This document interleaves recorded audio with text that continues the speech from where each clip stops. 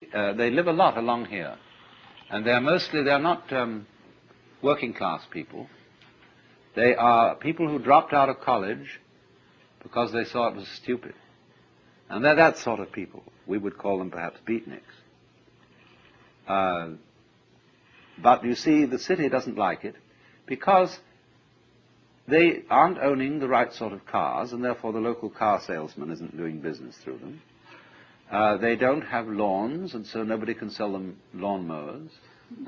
They hardly use dishwashers, appliances of that kind. They don't need them. And also they wear blue jeans and things like that, and so the local dress shops feel a bit put out having these people around. And they live very simply. Well, you mustn't do that. You've got to live in a complicated way. You've got to have the kind of car, you know, that identifies you as a person of substance and status and all that. So there's a great problem here in our society. Now, why is there this problem? There's always a very inconsiderable minority of these non-joiners or people who check out of the game. But you will find that insecure societies are the most intolerant of those who are non-joiners. They are so unsure of the validity of their game rules that they say everyone must play. Now that's a double bind. You can't say to a person, you must play, because what you're saying is you are required to do something which will be acceptable only if you do it voluntarily. You see? So everyone must play is the rule in the United States. And it's the rule in almost all Republican governments. I mean Republican in the sense of democratic. Because they're very uneasy. Because everybody is responsible. You mean you may try not to be and avoid it and say, oh, let the senators take care of it or the president. But theoretically, everyone's responsible. Now that's terrifying. See, it's all right when you know what's right. There is an aristocracy, there is the clergy, and they know what should be done, and they're used to ruling, you see. But now it's in your hands. You say, well, what are we going to do? Well, I think this way, and you think that way, and he thinks the other way. And so we're all unsettled. And therefore, we become more and more conformist. Individualism, rugged individualism, always leads to conformism, because people get scared.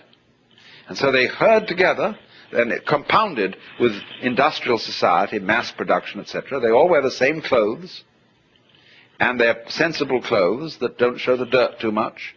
And we get duller and drabber, and with the exception of the Californian Revolution.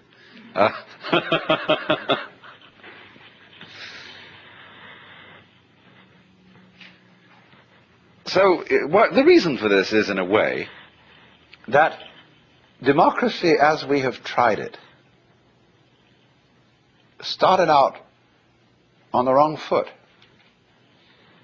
You see, in the scriptures, the Christian scriptures, it says everybody is equal in the sight of God.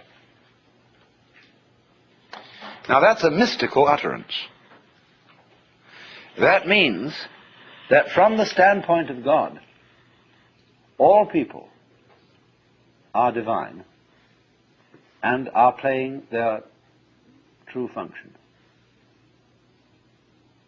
And that is something that is true on a certain plane of consciousness.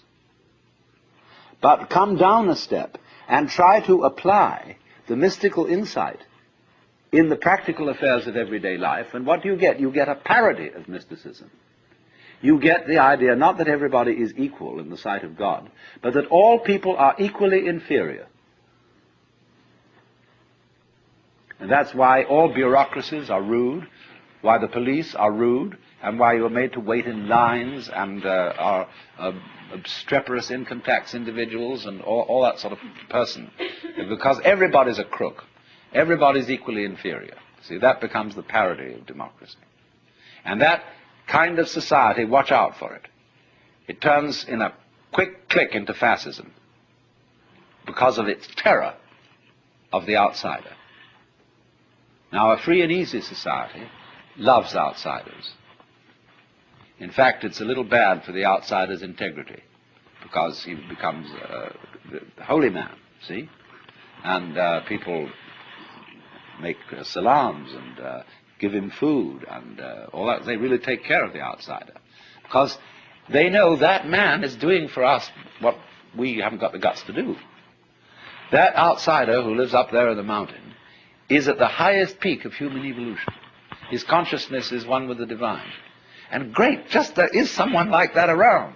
It makes you feel a little better. He has realized, he knows what it's all about. And so we need a number of those people. Even though they don't join our game, they tell us, you see, what you're doing is only a game.